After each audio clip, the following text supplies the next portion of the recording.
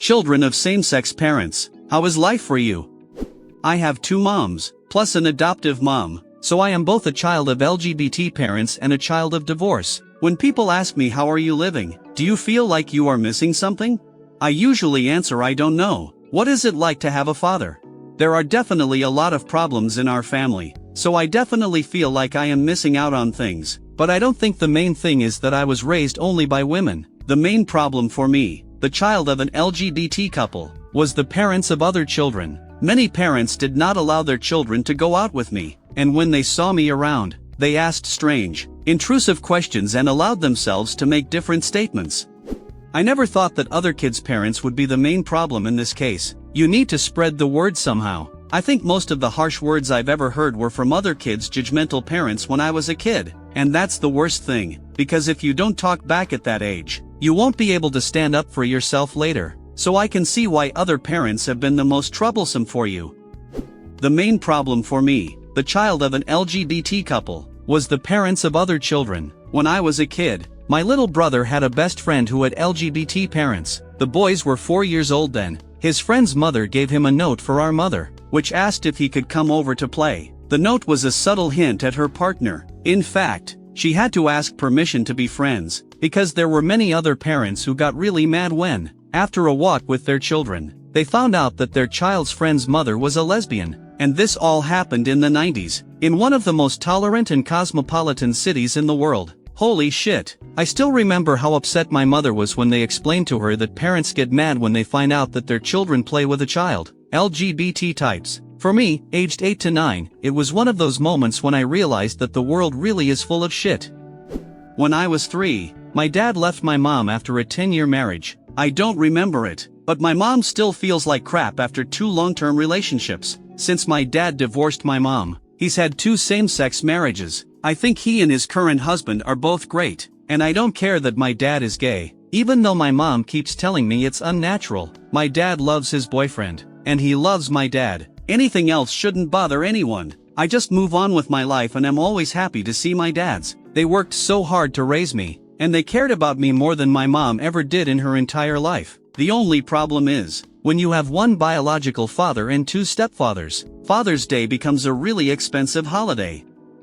I'm all for gay marriage and all that, but I can't help but feel sorry for your mom. I would be so fucking pissed too if at some point my wife walked out on me and said, I like women now, so fuck you. I think the whole marriage was a sham and I'd been fed some bullshit the whole time.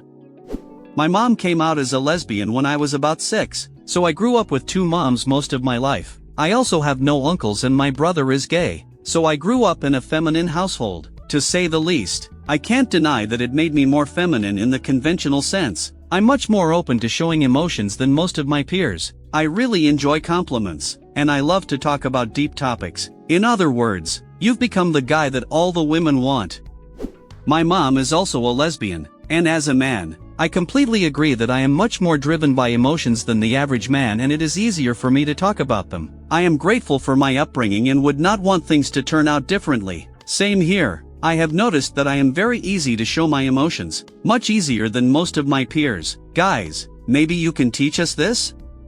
I usually call it confidence in my masculinity. It's like with narcissistic egotists. Guys who are very concerned about their masculinity are less likely to indulge in feminine things and more likely to see everything as a threat to their self-esteem. I feel the same way. Having been raised by a single, straight woman, my dad left when I was 8 and she didn't marry until I was an adult. So I was raised by my mom for most of my life. I don't know if I'm feminine. I'm not very masculine. I think that's a good thing overall. I have 3 daughters now and I get along great with them. I used to worry about not being a good man for my sons.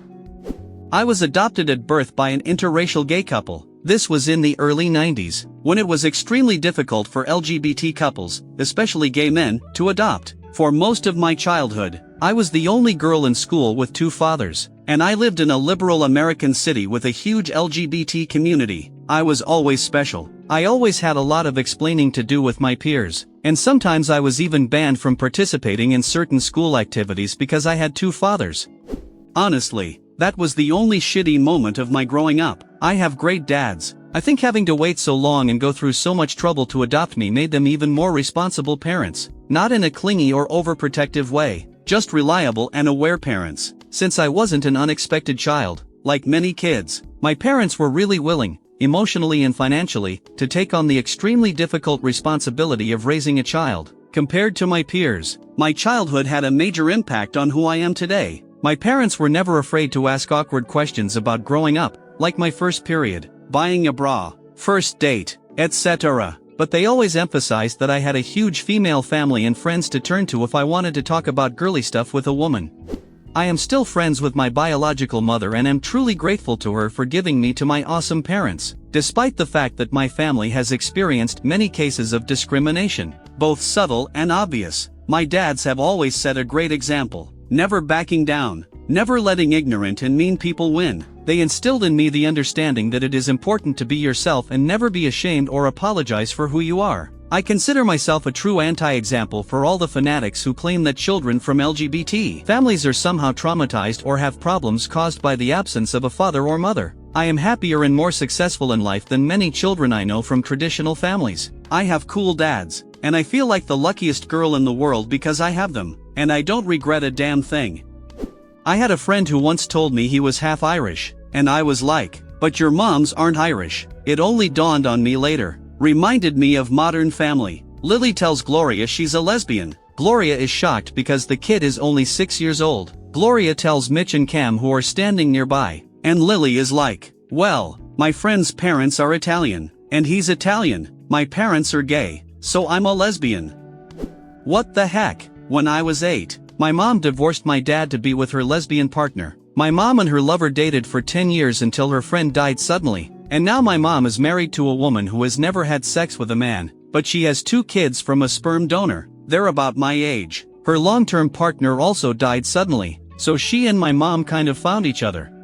If you had asked my brother or me this question in middle or high school, we would have said that while an LGBT family was obviously better than no family at all, LGBT families lacked something that traditional families had: perspective from both genders. However, after meeting my step-siblings, who never had a father, the 5 of us sat down to discuss our experiences growing up and realized why we felt the way we did. Well, it's like asking us, how would you feel if your dad wasn't around? It was a weird feeling. Of course, the more we talked about how our emotional and material needs were met, all the family friends who had been there for us throughout our childhood, the more we realized that if we had been born into a family where we only had 2 moms to begin with, we would never have felt the way we did. It was still a rather strange development, but I think my confusion as a child was caused by the fact that people around us were talking and arguing about our situation rather than accepting it as a fact. I was raised by my biological parents for the first 12 years of my life. I ended up in foster care and was adopted by the woman I now proudly call my mother. She is a lesbian, and honestly she and my stepmother are the most amazing people in my life. I am also a lesbian. I have a beautiful wife and we have an amazing daughter. My mom saved my life, literally saved me from jail and drugs, and I wouldn't be here if it weren't for her. I have no regrets and couldn't ask for better parents. I hope this isn't too pushy, but what happened to your biological parents who put you in foster care at age 12? I've heard of kids being given away as adults, but I'm interested in your story. My biological father was a drug addict, abused substances, and trafficked me for years. My biological mother abandoned us and left me with him. My school finally realized something was wrong and listened to me when I brought in his crack pipe. I spent years washing my hair in the school sinks and cleaning puke all over the house. It was horrible. It turned out he wasn't my biological father, and his family didn't want a broken child who wasn't theirs. I went through other foster homes before my adoptive mom finally found me. I was 16, but without those experiences, I wouldn't be the person I am today. So no, it's not too intrusive. I've gotten over it and I've moved on. Thank you very much for watching. Write in the comments what you think about all this, and don't forget to watch other videos.